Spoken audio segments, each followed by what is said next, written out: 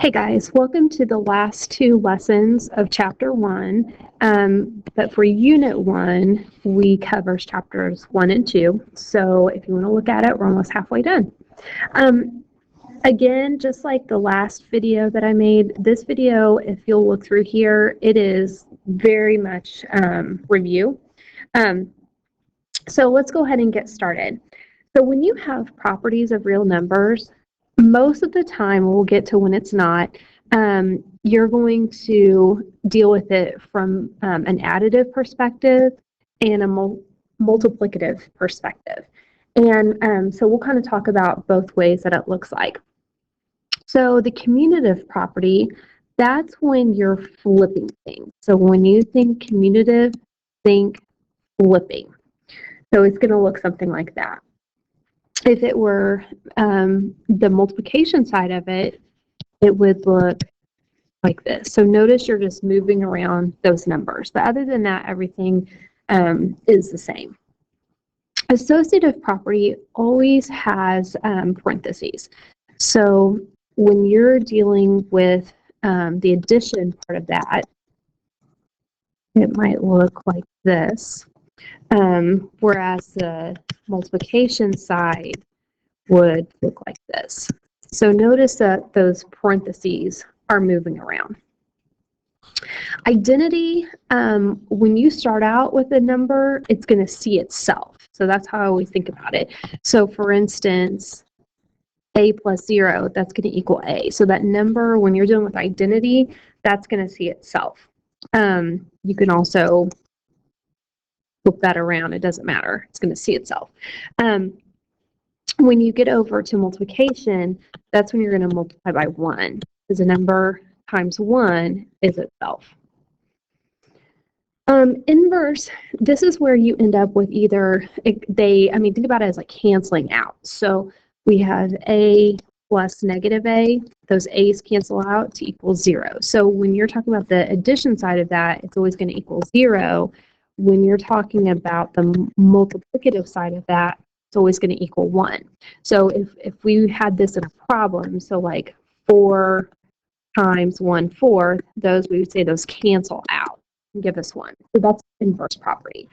Distributive is the only one that doesn't have like a additive side and a multiplicative side, because it's just kind of a combination of the both. So this is what the distributive property looks like. And again, it's nothing new. You could also look at it as that A on the backside, and so you're just distributing that A in both of them.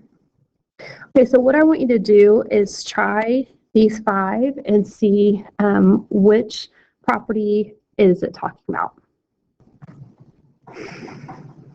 Okay, so go ahead and check your answers with mine. This just takes practice.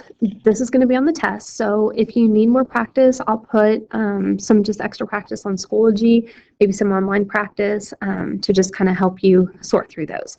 I wanted to talk about this one. So this one is a sneaky snake one, because you think that it's going to be the associative property because it deals with the parentheses, but notice how nothing in, like, those parentheses aren't changing. It's still around the 1 and the 3. So notice it's like 2 plus blah, blah, blah equals blah, blah, blah plus 2. So this is actually a sneaky snake commutative property. So I just wanted to point that out. That one's kind of weird. So go ahead, evaluate and combining like terms. Again, nothing new. See if you can do these two, and we'll check our answers together. Okay, so go ahead and double check your answers with mine.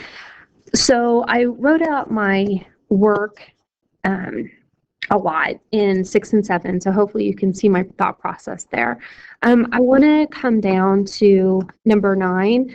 If this were a negative, remember negative means opposite, so you would actually like make the opposites of all these before you combine like terms. Another thing I wanted to point out on number 9, when I came down here and had 4x plus 10 divided by 2, I can take a 2 out of the 4 and the 10. So the only time you can simplify a fraction is when you can do it to all the terms on top. Another way to look at this, if I had 4x plus 10 and I took out, factored out what they had in common, they have a 2 in common, and then those 2's cancel out. So either way you want to look at it, you're going to end up with 2x plus 5. And then for number 10, make sure you're distributing that 3x and the 4, and then combine the like terms. And guys, that is it. We are done. Thanks a lot.